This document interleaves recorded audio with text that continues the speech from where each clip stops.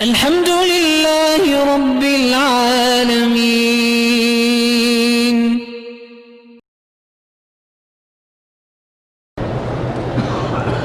کہتے ہیں کہ ہمارے چنی گوٹھ میں شادی کی پہلی رات دولہا دلہن کو ملنے نہیں دیتے۔ وہ کہتے ہیں آج پریاں آئی ہوئی ہیں ملنے کے لیے۔ وہ پریاں کس کو ملتی ہیں، دولہے کو یا دلہن کو؟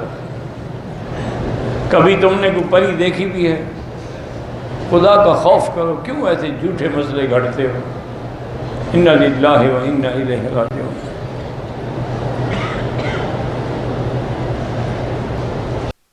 بہرحال جو پیسے آپ نے شیخ کے چوری کیے تھے وہ ہر حال میں ان کو پہنچائیں، کسی طریقے سے ان کو بھیج دیں، کوئی ہدیہ لے کر ان کو بھیج دیں، معلوم نہ ہو لیکن اتنا حق ان کو مل جائے۔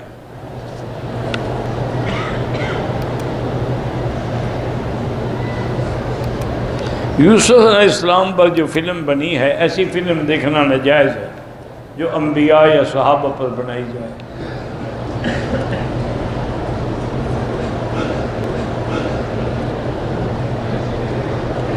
کہتے ہیں جی کہ غیر مسلم ہمیں تنگ کرتے ہیں کہ اسلام میں جو ملک یمین یعنی کنیز یا لونڈی کا مسئلہ ہے، یہ تو بڑی ناانصافی ہے۔ یہ ناانصافی نہیں، سب سے بڑا انصاف ہے، لیکن شرط یہ ہے کہ تم انصاف کی نظر سے دیکھو۔ مثلا لونڈی وہ ہی نہیں ہوتی جو خرید لو بازار سے، لونڈی وہ ہے جو ہم نے جنگ کی، مسلمانوں کو اللہ نے فتح دی، ان کا جو مال ہے وہ مال غنیمت ہے، ان کی جو لڑکیاں ہیں وہ لونڈیاں ہیں، کنیزیں ہیں۔ اب وہ صرف مجاہدین میں تقسیم ہوں گی۔ اب آپ مجھے بتائیں کہ چلو فرض محال ان کو تقسیم نہ کیا جائے تو کیا کریں؟ قتل کر دیں؟ دشمن کی بھی بیٹیاں ہیں نا، تو نجائز عورت کو قتل کریں؟ یہ پھر آپ کہیں گے دیکھو جی مسلمان کتنا ظلم کر رہے ہیں، لڑے تو مرد تھے، ان نے عورتوں کو بھی مار ڈالا۔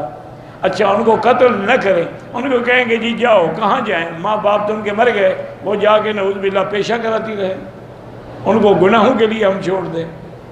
یہ تو سب سے بڑا حل ہے کہ کسی مجاہد کے نصیب میں وہ آ جائے، وہ اس کو آزاد کر کے بیوی بنا لے، تو وہ ہمیشہ ملکہ بن کے رہے گی، وہ لونڈی بن کے تو نہیں رہے گی۔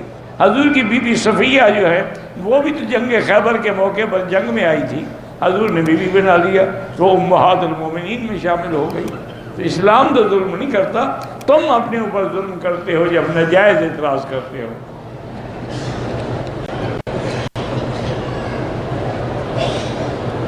بیوی شوہر کی اجازت کے بغیر بچوں کی ضرورت پورا کرنے کے لیے پیسے لے سکتے ہیں، اس کو بتا دے اس کے بچے نہیں ہیں، وہ بچوں کو خرچہ نہیں دے گا، اس کی ذمہ داری ہے کہ زبردستی بھی آپ کو لینا پڑے لے سکتی ہیں۔